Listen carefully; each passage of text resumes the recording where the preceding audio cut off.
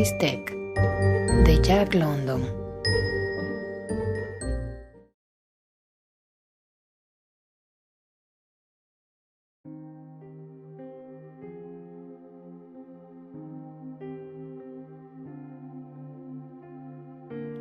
Con el pedazo de pan que le quedaba, Tom King rebañó del plato la última partícula de gachas y masticó con aire meditabundo el bocado resultante.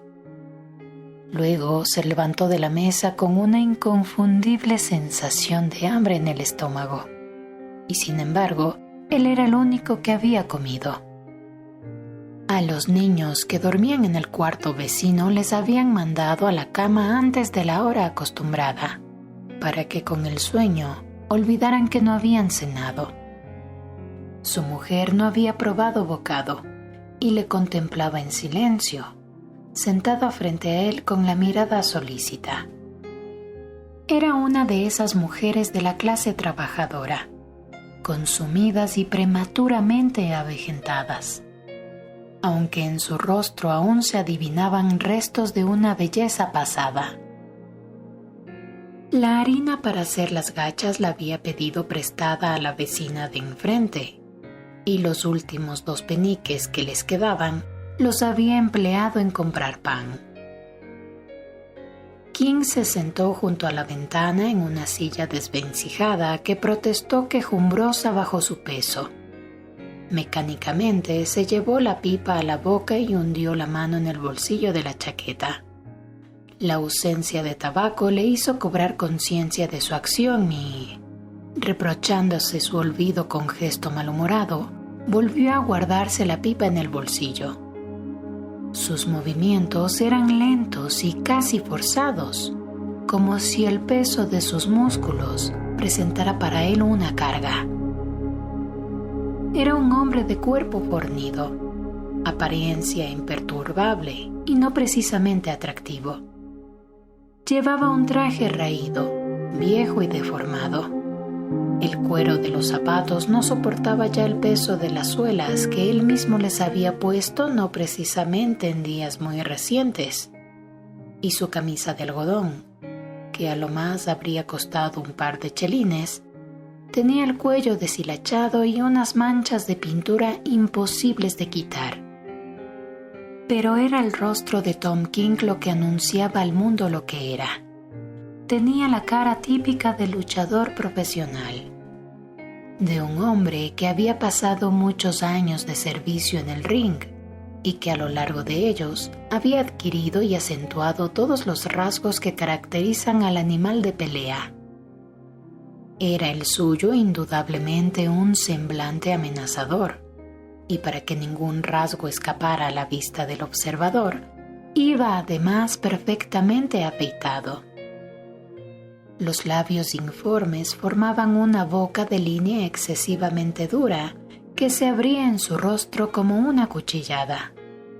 La mandíbula era agresiva, voluminosa, brutal.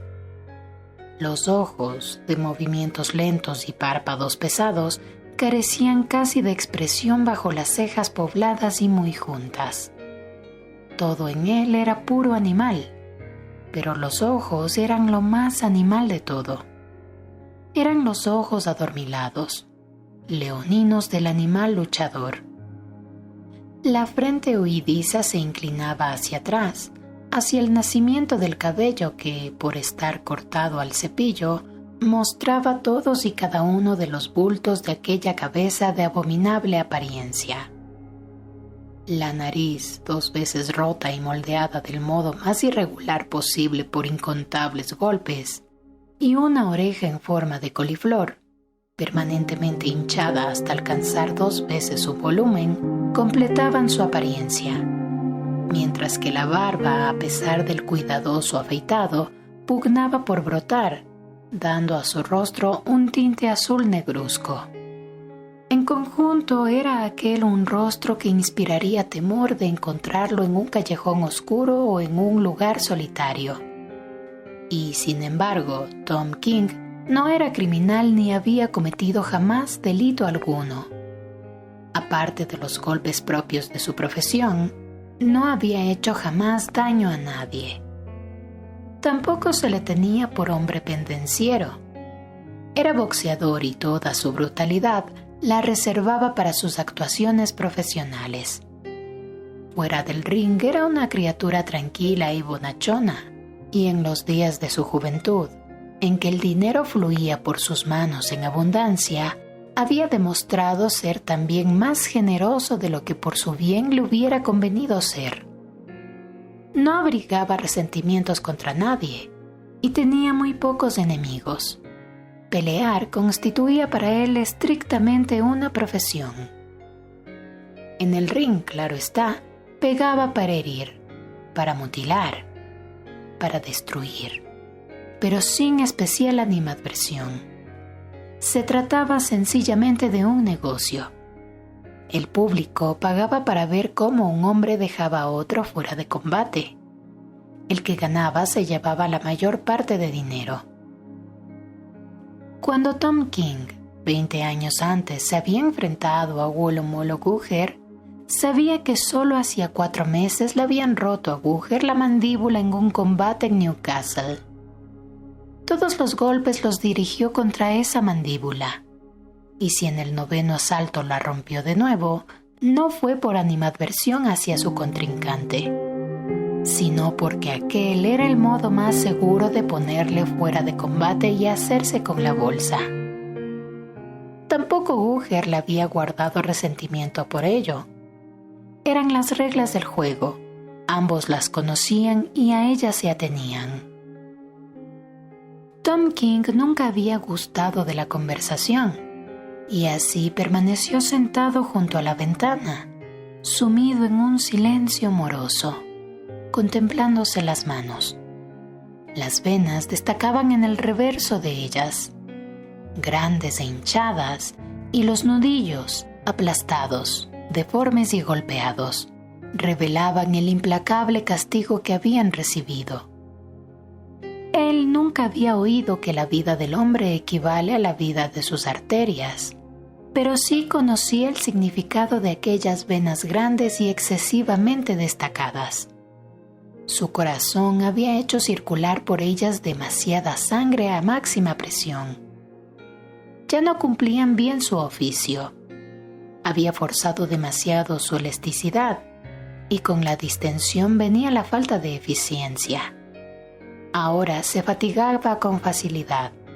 Habían pasado a la historia aquellos combates de 20 asaltos rápidos, de inalcanzable violencia.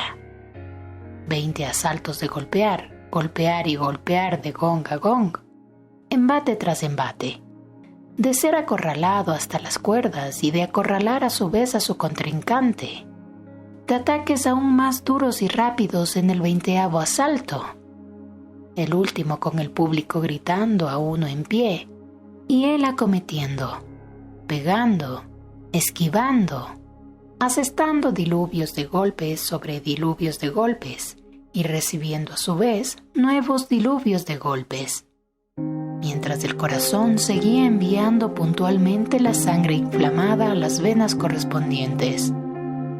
Las venas, dilatadas durante el combate, volvían después a recuperar su diámetro normal, aunque no exactamente.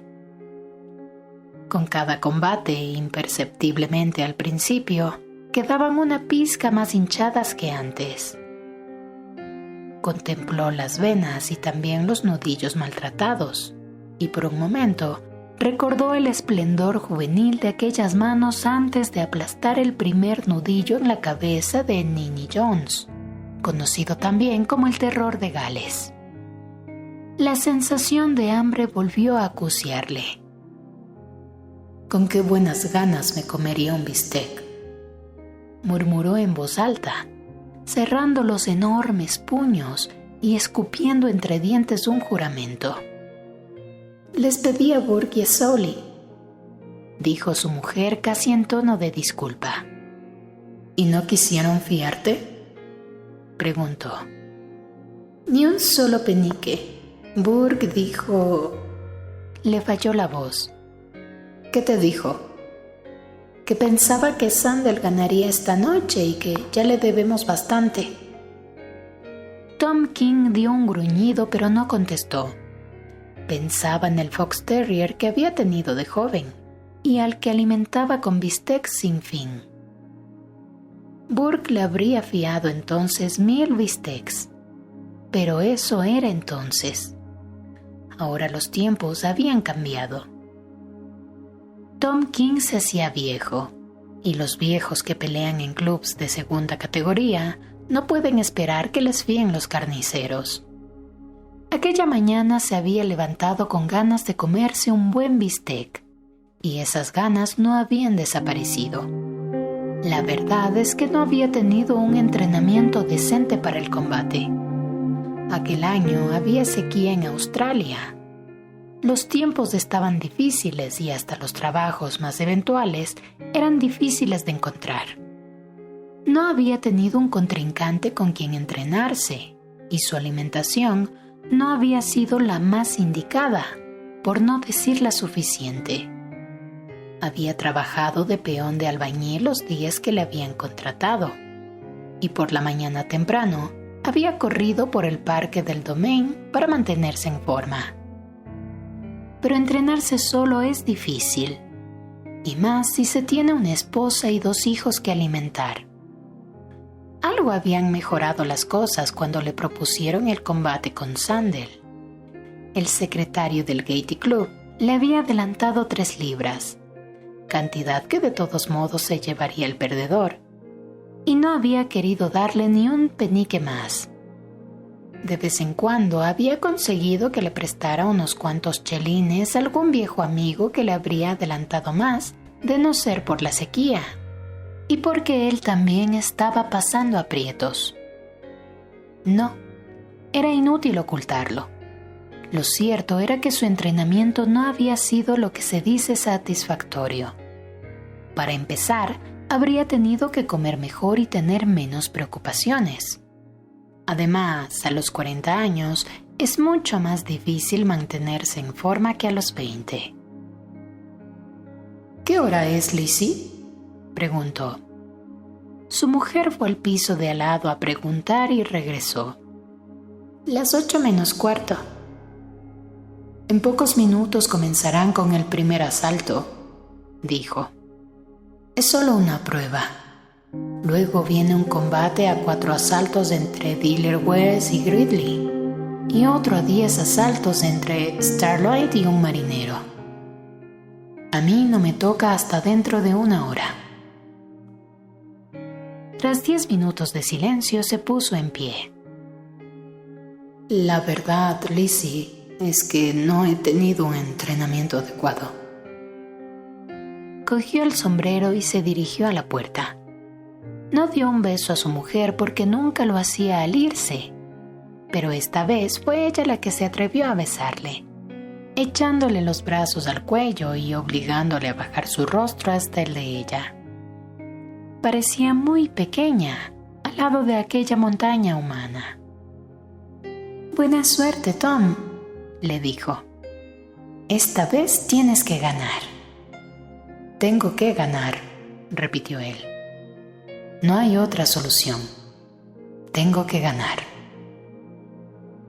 Rió tratando de restar importancia al asunto, mientras ella se apretaba aún más contra él. Por encima de los hombros de su mujer, miró la habitación desnuda. Aquello era todo lo que tenía en este mundo. Los alquileres atrasados, ella y los niños. Y lo dejaba para hundirse en la noche y conseguir carne para la hembra y los cachorros. No como un obrero moderno que acude a la gran planta industrial, sino a la manera primitiva, majestuosa, animal, luchando por ella.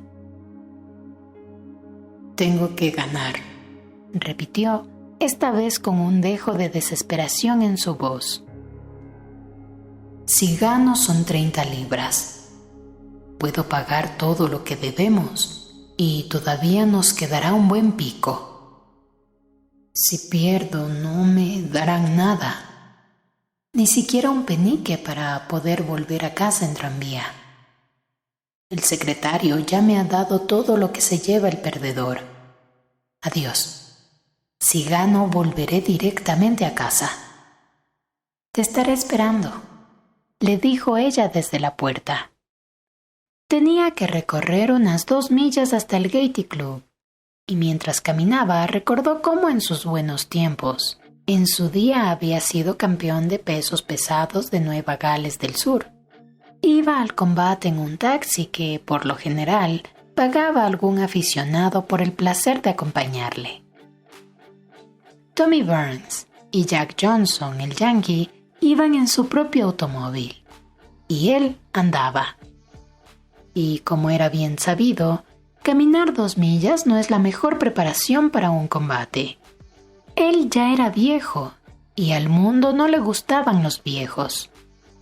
Ya no servía más que para peón de albañil, y aún para eso la nariz rota y la oreja hinchada no constituían la mejor recomendación. Ojalá hubiera aprendido un oficio. A la larga le habría ido mucho mejor. Pero nadie se lo había aconsejado nunca, y en el fondo sabía que, aunque se lo hubieran dicho, él no habría hecho caso. Todo había sido tan fácil.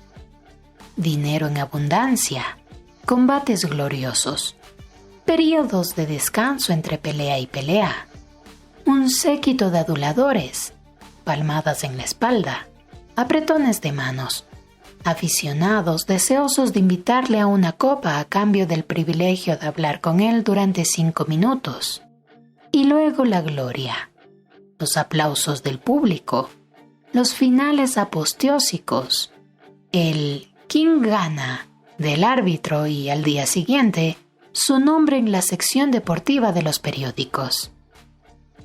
Aquellos sí habían sido buenos tiempos, pero ahora, a su modo lento y meditabundo, comenzaba a darse cuenta de que los que había vencido entonces eran tipos acabados.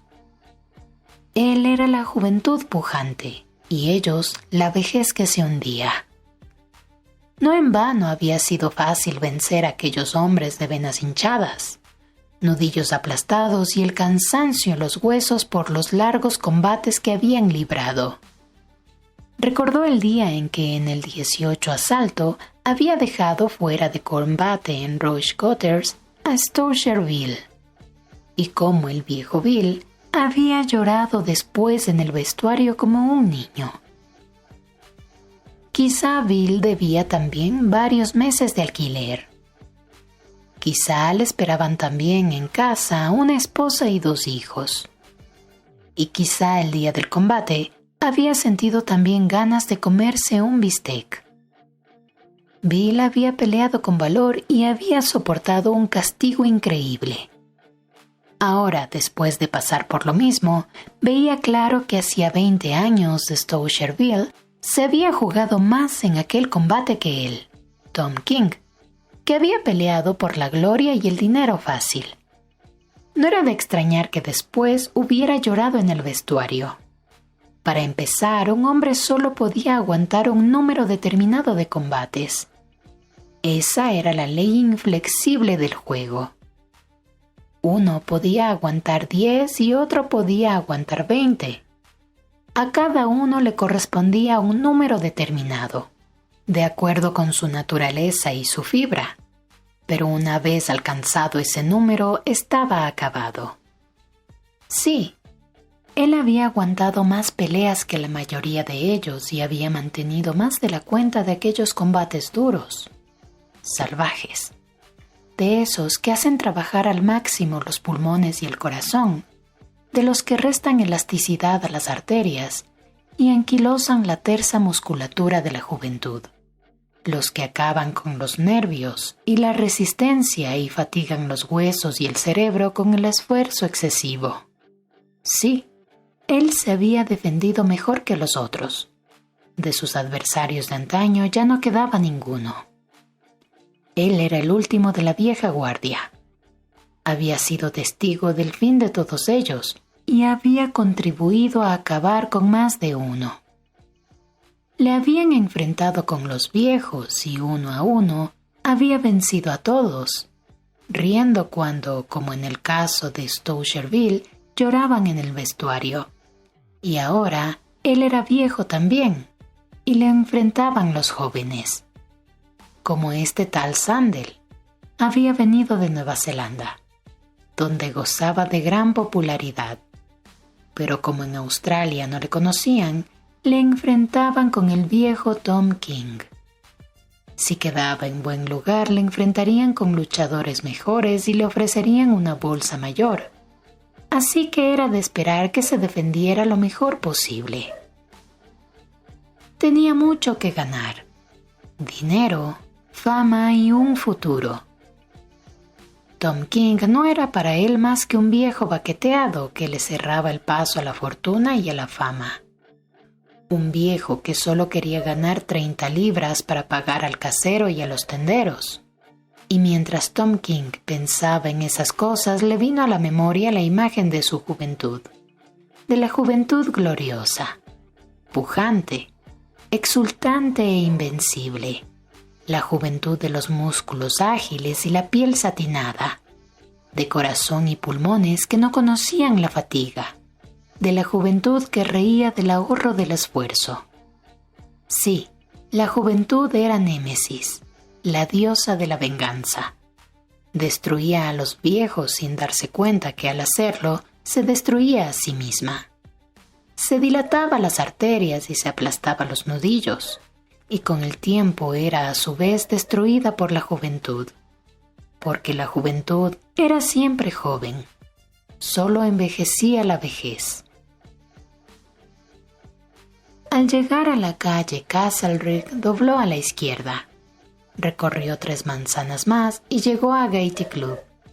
Un grupo de jóvenes alborotadores que se apiñaban ante la puerta le abrieron paso respetuosamente, y al pasar oyó como uno de ellos le decía a su compañero: «Ese es Tom King». Dentro, camino de su vestuario, se encontró con el secretario del club, un joven de mirada aguda y rostro astuto que le estrechó la mano. «¿Cómo estás, Tom?», preguntó. «Nunca he estado en mejor forma», respondió King, sabiendo que mentía, y que si tuviera una sola libra, la daría ahí mismo a cambio de un bistec. Cuando salió del vestuario, seguido de sus ayudantes, y avanzó por el pasillo hacia el cuadrilátero que se alzaba en el centro del local, surgió del público una explosión de aplausos. Respondió saludando a derecha e izquierda, aunque pudo reconocer muy pocos entre aquellos rostros. La mayoría eran de muchachos que no habían nacido siquiera cuando él ganaba sus primeros laureles en el ring. Subió de un salto a la plataforma, se agachó para pasar entre las cuerdas y se sentó en un taburete plegable en la esquina del cuadrilátero que le correspondía. Jack Ball, el árbitro, se acercó a darle la mano. Ball era un pugil fracasado que hacía más de 10 años no había librado un solo combate. King se alegró de tenerle por árbitro. Sabía que si se pasaba un poco de la raya con Sandel, Ball haría la vista gorda. Una serie de pesos pesados aspirantes a luchadores subieron uno tras otro al ring, y el árbitro les presentó al público voceando sus desafíos. «June pronto», anunció Ball, de Nueva Sydney, desafía al ganador a un combate por 50 libras. El público aplaudió y volvió a aplaudir de nuevo cuando Sandel saltó entre las cuerdas y se sentó en su rincón del ring. Tom King le miró con curiosidad. En pocos minutos estarían trabados en combate despiadado, empeñados ambos en sumir al adversario en la inconsciencia. Pero no fue mucho lo que pudo ver, porque Sandel llevaba como él un pantalón y un jersey de deporte sobre su calzón de boxeador. Su rostro, de un atractivo tosco, estaba coronado por una mata de pelo rubio y rizado. El cuello, grueso y musculoso, delataba un cuerpo magnífico. June pronto fue de una esquina del ring a la otra. Estrechó la mano de los contrincantes y bajó del cuadrilátero. Los desafíos continuaron, La juventud eterna, una juventud desconocida pero insaciable, saltaba entre las cuerdas para gritar al mundo que con su habilidad y fuerza se consideraba capaz de enfrentarse al ganador. Unos cuantos años antes, en aquellos días gloriosos de invencibilidad, a Tom King le hubieran aburrido y divertido a la vez estos preliminares. Pero ahora miraba la escena fascinado, incapaz de sacudirse de los ojos aquella visión de juventud. Siempre habría jóvenes saltando entre las cuerdas y gritando su desafío. Como siempre habría viejos acabados hundiéndose ante su paso. Ascendían al éxito pasando sobre los cuerpos de los viejos. Venían en sucesión interminable, más y más jóvenes. Juventud indomable e irresistible, eliminando siempre a los viejos para envejecer a su vez y descender de su pedestal ante el empuje de la juventud eterna. Nuevos muchachos sedientos de gloria que abatían a los viejos, seguidos por otros muchachos hasta el fin de los tiempos. Juventud que siempre vence y que nunca morirá. King miró hacia el palco de la prensa y saludó con la cabeza a Morgan, de la revista Sportsman, y a Covert, de Rifree.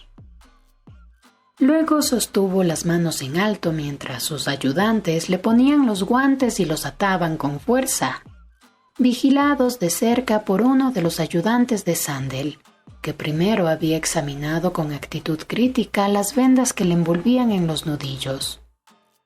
Uno de los ayudantes de King se hallaba en ese momento en la otra esquina del ring, llevando a cabo idéntica operación. Despojaron a Sandel del pantalón de deporte y, ya de pie, le quitaron el chándal por la cabeza. Y ante sus ojos vio King la juventud personificada. Una juventud de pecho fuerte, vigorosa, de músculos que se deslizaban y se tensaban bajo la piel tersa, como dotados de vida propia. El cuerpo entero rebosaba de vida, una vida que, como Tom King bien sabía, nunca había resumado su frescura a través de poros doloridos a lo largo de aquellos combates interminables en que la juventud paga un precio y de los que no sale tan joven como entrara.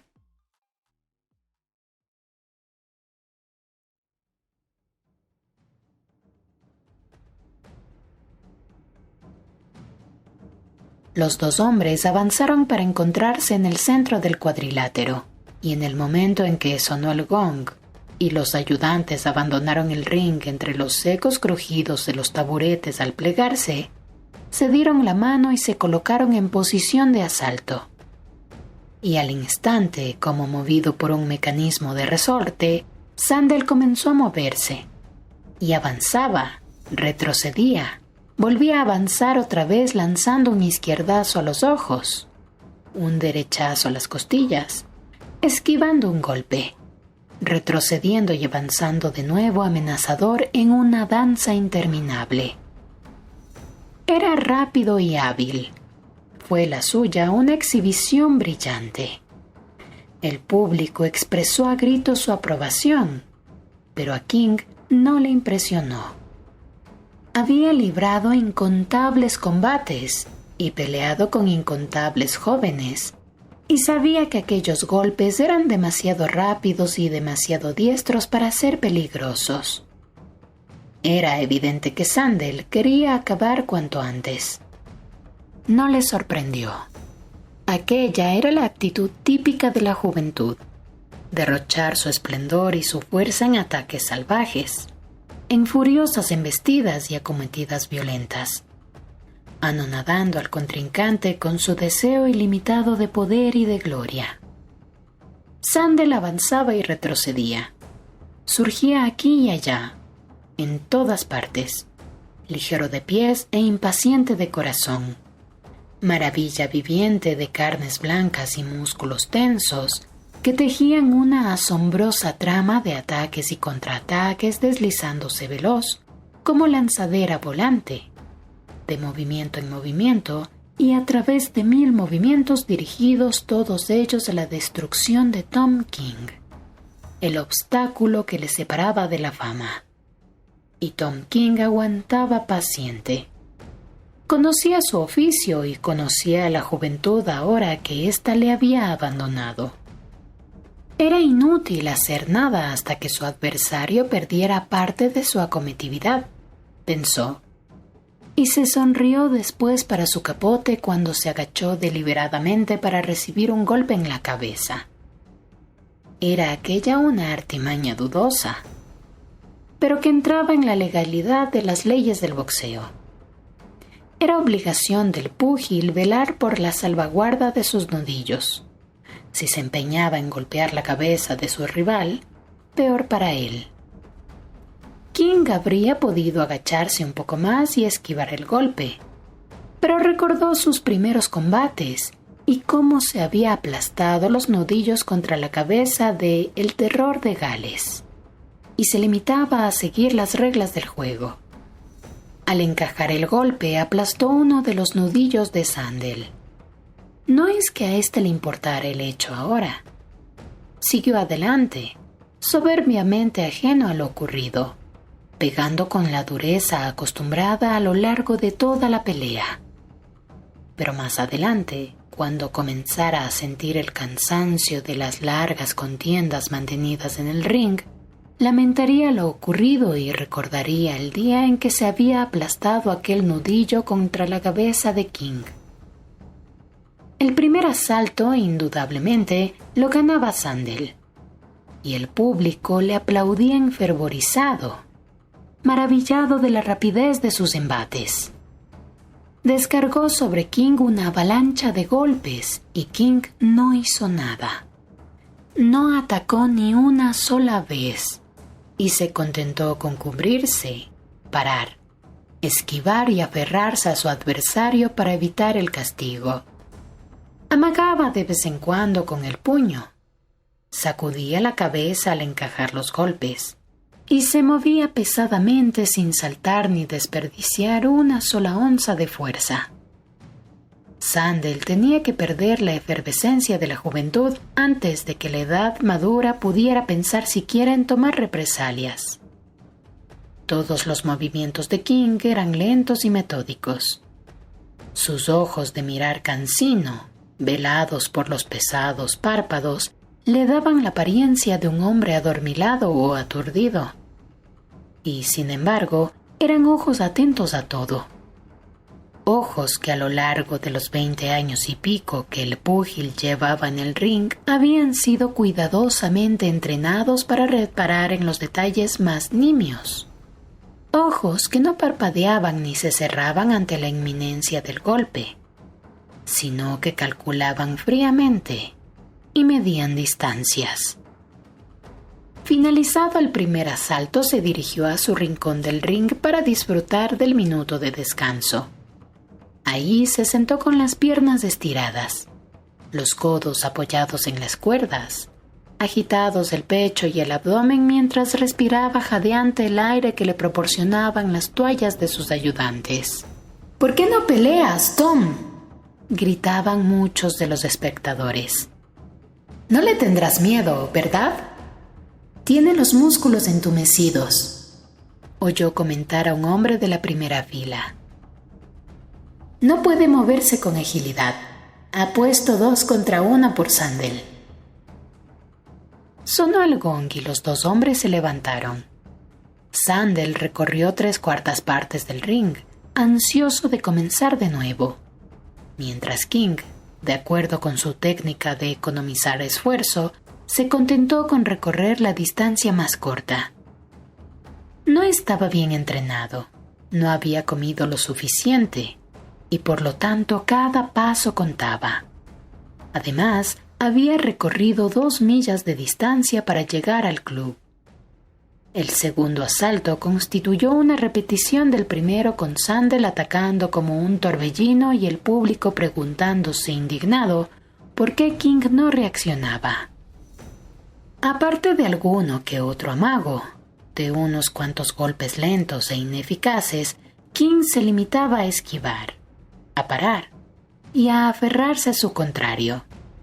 Sandel se empeñaba en imponer un ritmo rápido al combate, mientras que su contrincante, como zorro viejo que era, se negaba a secundarle.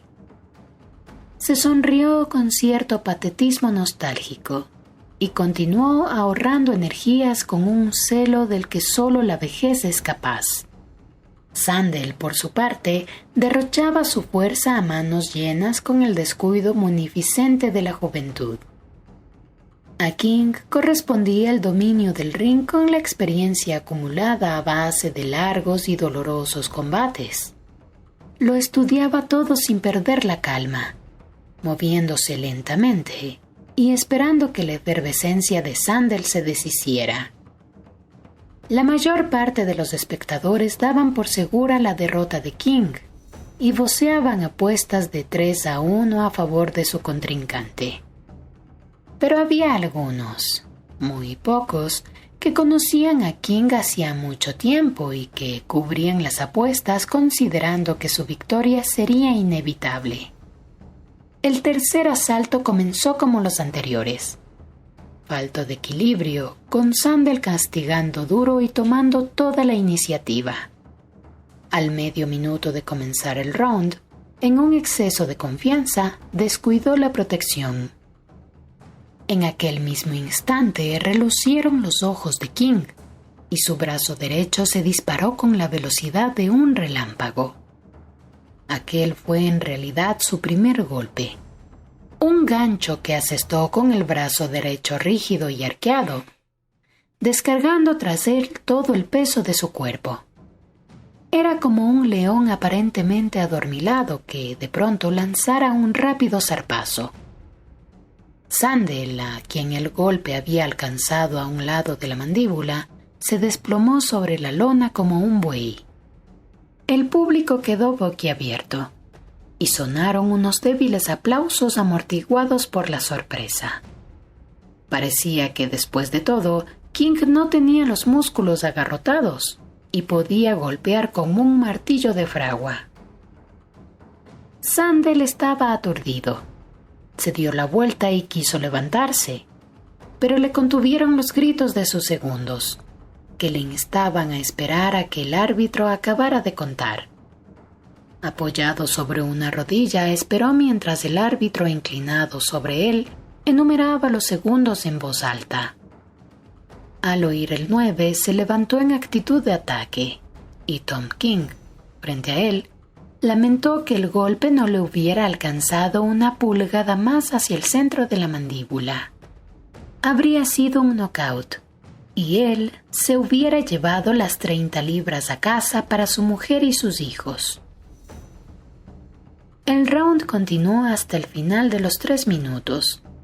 Sandel mostraba por primera vez respeto por su contrincante, y King seguía con los movimientos lentos y los ojos adormilados de costumbre. Cuando el asalto se acercaba a su final, King, advertido del hecho por la posición de sus segundos agazapados al borde del ring, listos para saltar entre las cuerdas, hizo lo posible por atraer a su adversario a su rincón de la lona.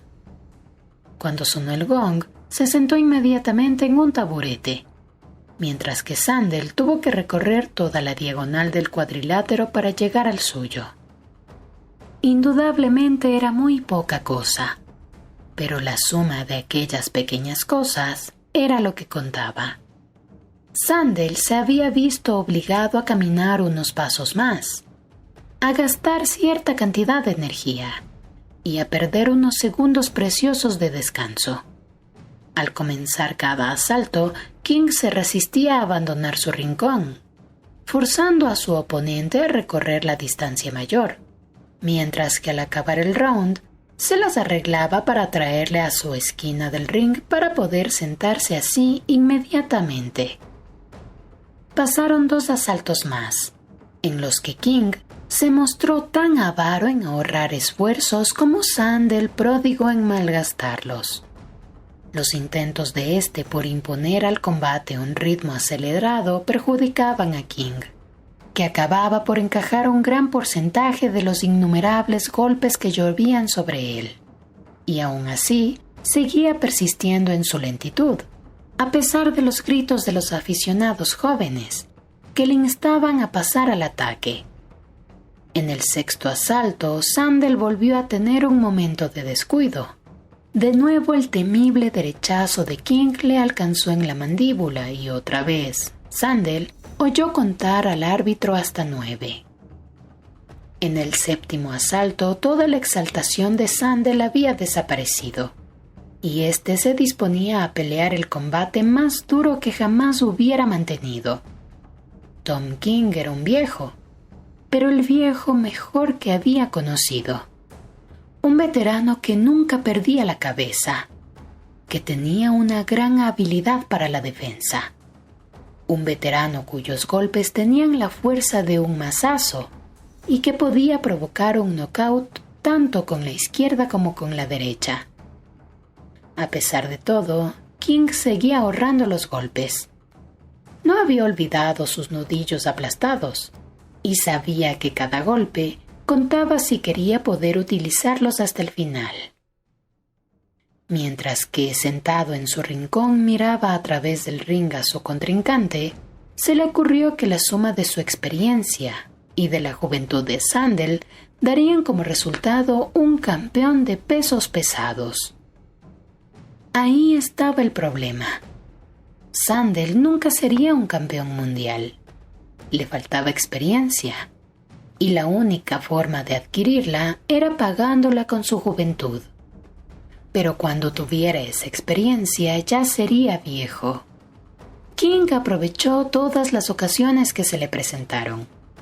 No perdía oportunidad de paralizar a Sandel, y al hacerlo hincaba el hombro todo lo que podía en las costillas de su adversario. En el ring, un hombro es tan eficaz como un puño respecto al daño que puede infligir, y mucho más en lo que concierne al ahorro de energías. En aquellas ocasiones descansaba todo el peso de su cuerpo sobre su contrario, resistiéndose a soltarlo. Esto obligaba a intervenir al árbitro que les separaba, secundado siempre por Sandel, que todavía no había aprendido a descansar. No sabía resistirse a emplear aquellos gloriosos brazos de agilidad asombrosa, ni aquellos músculos de acero, y cuando el otro se apretaba contra él, aterrándole, hincándole el hombro en las costillas y descansando la cabeza bajo su brazo izquierdo, Sandel casi invariablemente daba impulso al brazo derecho tras la espalda y lo lanzaba después contra el rostro de su contrario. Era aquella una maniobra hábil, muy admirada por el público, pero que no representaba para King ningún peligro, y por lo tanto significaba un derroche inútil de energías. Pero Sandel era incansable, y no tenía idea de la limitación. Mientras tanto, King se sonreía para su capote y seguía aguantando. Sandel comenzó entonces a dirigirle derechazos al cuerpo, una técnica que hacía parecer que King encajaba un tremendo número de golpes. Solo los aficionados más viejos sabían reparar en aquel toque ligero del guante izquierdo de King en el bíceps de su adversario, un segundo antes de recibir el impacto del puñetazo. Era cierto, los golpes eran indefectiblemente certeros, pero también, indefectiblemente, ese toque imperceptible les robaba toda su eficacia. En el noveno asalto, 3 veces en un solo minuto, sendos ganchos de King alcanzaron a Sandel en la mandíbula, y 3 veces cayó éste sobre la lona. En las 3 ocasiones esperó a que el árbitro contara hasta 9, y luego se enderezó, torpe y aturdido, pero todavía fuerte. Había perdido, eso sí, gran parte de su velocidad anterior y derrochaba menos esfuerzos. Peleaba inflexible, echando mano siempre de su principal caudal, la juventud. El caudal de King era la experiencia. Conforme su vitalidad se apagaba y su vigor se debilitaba, los había ido reemplazando con la astucia. la experiencia nacida de los largos combates y el ahorro cuidadoso de energías. No solo había aprendido a no derrochar sus fuerzas, sino también a obligar a su contrario a malgastar las suyas. Una y otra vez, amagando un golpe con el pie, con la mano o con el cuerpo, había obligado a Sandel a retroceder de un salto, a agacharse o a contraatacar. King descansaba, pero nunca le permitía hacerlo a su rival. Esa era la estrategia de la vejez. Al comenzar el 10º asalto, King detuvo las acometidas de su contrario con un izquierdazo dirigido a la cara, al que éste respondió ya algo fatigado, esgrimiendo la izquierda y lanzándole un gancho al lado de la cabeza. Fue un golpe demasiado alto para ser decisivo, pero al recibir su impacto, King sintió cómo se cernía sobre su mente el velo negro de la inconsciencia. Durante un segundo, o mejor dicho, durante una fracción de segundo, no vio absolutamente nada. Por un instante desaparecieron la faz de su rival y el telón de fondo de los rostros blancos y atentos. Al segundo siguiente, tanto la una como los otros reaparecieron ante sus ojos. Era como si hubiera despertado después de un sueño y, sin embargo, el intervalo de inconsciencia había sido tan fugaz que ni siquiera había tenido tiempo de caer. El público le vio tambalearse, vacilar sobre sus rodillas y luego recuperarse y hundir la barbilla en su refugio del hombro izquierdo. Sandel repitió el golpe varias veces, dejando a King parcialmente aturdido, hasta que éste elaboró una defensa que era al mismo tiempo un contraataque. Esgrimiendo la izquierda, dio un paso hacia atrás y asestó un uppercut con toda la fuerza de su derecha. Tan preciso fue el golpe que alcanzó a Sandel en plena cara en el momento en que trataba de esquivarlo. Se elevó en el aire y cayó de espaldas sobre la lona, golpeándose la nuca y los hombros. 2 veces logró repetir la jugada y luego, dando rienda suelta a su energía, castigó a su contrincante sin descanso, acorralándole contra las cuerdas. No le dio tiempo a Sandel ni para descansar ni para reponerse. Descargó sobre él golpe tras golpe hasta que el público se levantó de sus asientos y llenó el aire una salva de aplausos atronadora e ininterrumpida. Pero la fuerza y el aguante de su rival eran soberbios. Sandel continuaba en pie. El knockout parecía inminente, y un capitán de policía, asustado de la dureza del combate, se acercó al ring con ánimo de suspender el espectáculo. Sonó el gong que marcaba el final del asalto, y Sandel se dirigió vacilando hacia el asiento, mientras aseguraba al policía que se encontraba en perfecto estado. Para demostrárselo, hizo 2 piruetas en el aire y el policía cedió. Tom King, apoyado en las cuerdas y respirando jadeante, estaba desilusionado. Si hubieran detenido el combate, el árbitro se habría visto obligado a concederle la victoria y la bolsa habría sido suya. A diferencia de Sandel, él no luchaba por la gloria ni su futuro, sino por las 30 libras. Y ahora Sandel se recuperaría en aquel minuto de descanso. La juventud siempre triunfaba. Aquellas palabras atravesaron como un rayo la mente de King, y recordó la primera vez que las había oído la noche en que dejó fuera de combate a Sherville. Un aficionado que le había invitado una copa después de la pelea, le había dado una palmada en la espalda y le había hecho aquel comentario. La juventud siempre triunfaba. Tenía razón. Aquella noche, muchos años antes, él era joven. Esta noche la juventud ocupaba el extremo opuesto del ring. En cuanto a él, llevaba ya media hora peleando y era viejo. Si hubiera combatido como Sandel, no habría durado ni 15 minutos. pero lo malo era que, a pesar del ahorro de energías, estaba cansado y no se recuperaba. Esas arterias dilatadas y ese corazón del que tantas veces había abusado no le permitían recobrar las fuerzas en el minuto que quedaba entre los dos asaltos. Para empezar, había llegado al ring sin la potencia necesaria. Las piernas le pesaban y comenzó a sentir calambres. No debía haber andado aquellas 2 millas hasta el club. Y luego esas ganas de comerse un bistec con que se había levantado y que no había podido satisfacer. De pronto sintió un odio intenso y terrible hacia los carniceros que se habían negado a fiarle. Era duro para un viejo acudir a un combate sin haber comido siquiera lo suficiente.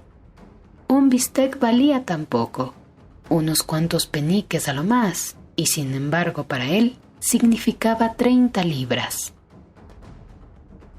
Cuando sonó el gong que daba comienzo al 11º asalto, Sandel acometió haciendo alarde de una energía que en realidad no tenía. King adivinó inmediatamente su juego. Era aquel un truco tan viejo como el boxeo mismo. Se aferró a Sandel en un clinch para ahorrar fuerzas y luego le soltó y le permitió ponerse en posición de ataque. Esto era lo que estaba esperando. Amagó con la izquierda. Esquivó el gancho de su adversario. Dio medio paso atrás y le asestó un uppercut en plena cara. Sandel se derribó sobre la lona. Desde aquel momento ya no le dio un solo minuto de descanso. Encajó golpes incontables, pero asestó muchos más y aplastó a su rival contra las cuerdas, cubriéndole de ganchos y derechazos, zafándose de sus clinches, haciendo a Sandel con una mano cuando se tambaleaba, para arrojarle con la otra contra las cuerdas, donde no pudiese caer. El público enloquecido se había volcado a su favor y casi a una gritaba: «Ya es tuyo, Tom. Duro con él. Ya es tuyo, Tom. Ya es tuyo». Iba a ser un final apoteósico. Uno de esos finales por los que el aficionado al boxeo paga su entrada. Y Tom King, que durante media hora había ahorrado avaramente todas sus energías, las derrochaba ahora a manos llenas en un solo esfuerzo, que sabía era capaz de hacer. Aquella era su única oportunidad, ahora o nunca. Las fuerzas le abandonaban, pero antes de que desaparecieran totalmente, esperaba dejar fuera de combate a su adversario, y mientras continuaba pegando y forcejeando, calculando fríamente el peso de sus golpes y la cualidad del daño que infligirían, se dio cuenta de cuán difícil era vencer a Sandel. Poseía una fibra y una resistencia inigualables, la fibra y la resistencia vírgenes propias de la juventud. Llegaría a ser una gran figura. Materia prima no le faltaba. Estaba hecho del barro de los boxeadores de fama. Sandel vacilaba y se tambaleaba, pero Tom King sentía calambres en las piernas y sus nudillos. Con su dolor se volvían contra él. Y sin embargo se revistió de la fuerza suficiente para asestar los últimos puñetazos, cada uno de los cuales inundaba de angustia sus manos torturadas. Aunque prácticamente ya no recibía golpe alguno, perdía energías tan rápidamente como su contrario. Seguía castigando, pero sus uppercuts carecían ya de fuerza, y cada uno de ellos respondía a un enorme esfuerzo de la voluntad. Las piernas le pesaban como si fueran de plomo, y las arrastraba visiblemente tras de sí como si no le pertenecieran. Los partidarios de su adversario, al reparar en el síntoma de la fatiga, comenzaron a dirigir a Sandel gritos de ánimo. Esto decidió a King a llevar a cabo un esfuerzo supremo. Asestó 2 golpes, uno detrás de otro. Un izquierdazo dirigido al plexo solar y un derechazo dirigido a la mandíbula. No fueron demasiado poderosos, pero Sandel estaba tan débil y agotado que cayó al suelo jadeando. El árbitro, inclinado sobre él, contaba a su oído los segundos fatales. Si no se levantaba antes de que sonara el 10, habría perdido el combate. El público escuchaba de pie en silencio. King se erguía sobre sus piernas temblorosas. Le dominaba un vértigo mortal. El océano de rostros subía y bajaba ante su vista, mientras que a sus oídos llegaba, como desde una distancia remota, el contar del árbitro. Pero daba por seguro que había ganado la pelea. Era imposible que un hombre tan castigado pudiera siquiera incorporarse. Solo la juventud podía volver a levantarse, y Sandel se levantó. Al cuarto segundo se dio vuelta y buscó con las manos en el vacío, a ciegas, hasta tocar la cuerda. Al séptimo segundo había logrado ponerse de rodillas, y así descansó con la cabeza derrumbada, inerte sobre los hombros. En el momento en que el árbitro gritó 9, se levantó en posición defensiva con el brazo izquierdo plegado sobre el rostro y el derecho doblado sobre el estómago. Así defendía los puntos vitales de su cuerpo, mientras se lanzaba sobre King con la esperanza de aferrarse a él en un cuerpo a cuerpo que le permitiera ganar algo más de tiempo.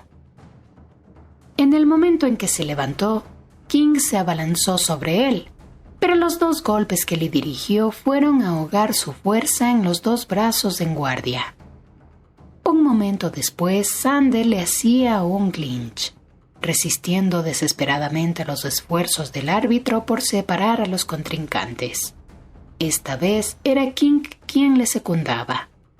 Sabía con cuánta rapidez se reponía la juventud y que podría vencer a Sandel si lograba impedir que se recuperara.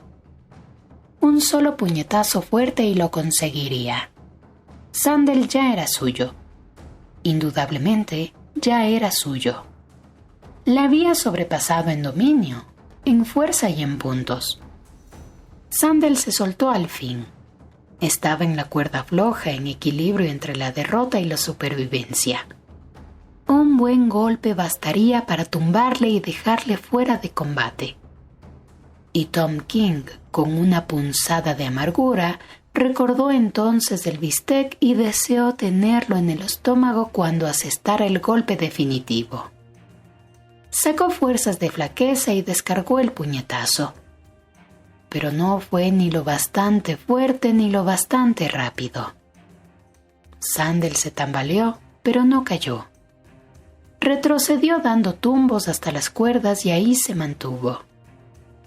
King le siguió vacilante, sintiendo un alfilerazo de dolor que anunciaba el final, y le asestó un nuevo golpe. Pero su cuerpo le había abandonado. Ya solo peleaba con la inteligencia.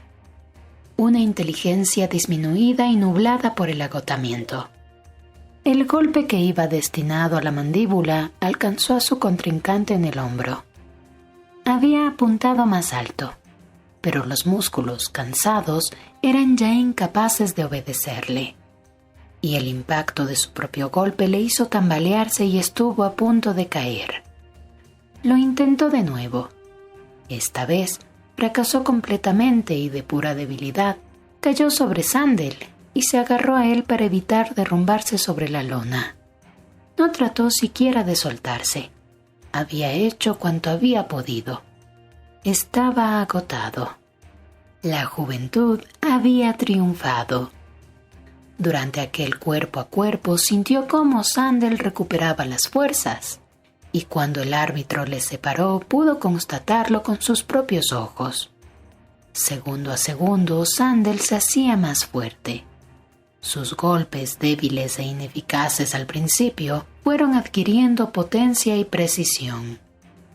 Los ojos nublados de King vieron el puño que apuntaba a su mandíbula y quiso parar el golpe interponiendo el brazo.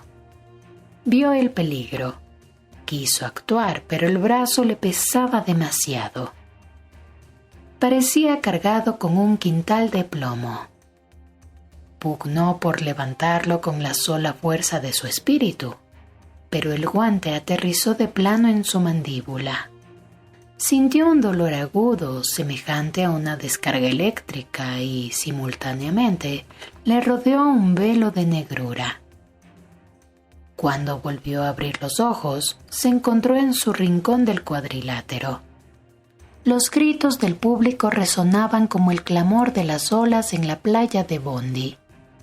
Le habían aplicado una esponja mojada en la nuca y Sid Sullivan le rociaba con agua fresca el pecho y la cara. Le habían quitado los guantes y Sandel, inclinado sobre él, le estrechaba la mano. No guardaba rencor al hombre que le había dejado fuera de combate y devolvió la presión de sus dedos con una fuerza que arrancó una protesta a sus nudillos aplastados. Luego Sandel se acercó al centro del ring y el público acalló el pandemonium para oírle aceptar el desafío de pronto y aumentar la bolsa a 100 libras. King le miraba con apatía, mientras sus segundos le enjuagaban el agua que chorreaba a lo largo de su cuerpo, le secaban la cara y le preparaban para que abandonara el ring. Tenía hambre. No era el hambre común, el hambre que roe sordamente, sino una debilidad enorme, una palpitación en lo más profundo del estómago, que se comunicaba a todo su cuerpo. Recordó el momento del combate en que había tenido a Sandel en la cuerda floja, a un pelo de la derrota. Con el bistec le habría vencido, pero este le había faltado para asestar el golpe final y había perdido, todo por culpa de aquel bistec. Sus ayudantes le sostuvieron mientras se aprestaba a pasar entre las cuerdas. Se liberó de ellos y se agachó por sí solo, saltando pesadamente al suelo, y le siguió, mientras le abrían paso a lo largo del pasillo atestado de espectadores.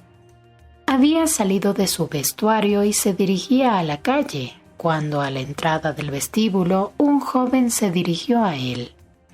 «¿Por qué no le tumbaste cuando ya era tuyo?», le preguntó. «Vete al infierno», dijo Tom King y bajó los escalones hacia la acera.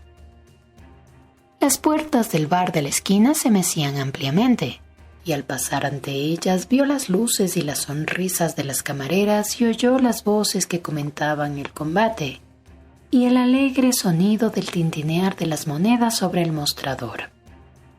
Alguien le llamó para invitarle una copa. Tuvo un momento de duda. Luego declinó la invitación y continuó adelante. No llevaba en los bolsillos ni un solo centavo, y las 2 millas que tenía que recorrer hasta su casa le parecían una enorme distancia. Indudablemente se estaba haciendo viejo. Al cruzar el parque del Domain se sentó súbitamente en un banco. Pensó en su mujer, que la guardaba impaciente por saber el resultado del combate. Aquello era más duro que cualquier knockout, algo casi imposible de arrostrar. Se sentía débil y agotado, y el dolor que le causaban los nudillos le decía que incluso si podía encontrar un trabajo, tardaría al menos una semana en poder empuñar un pico o una pala. Las palpitaciones del hambre en el estómago le provocaban náuseas. Estaba exhausto, y a sus ojos acudió una humedad inusitada. Se cubrió el rostro con las manos y mientras lloraba recordó aquella noche lejana en la que había dejado a Stowsherville fuera de combate. Pobre Stowsherville. Ahora comprendía por qué después del combate había llorado en el vestuario.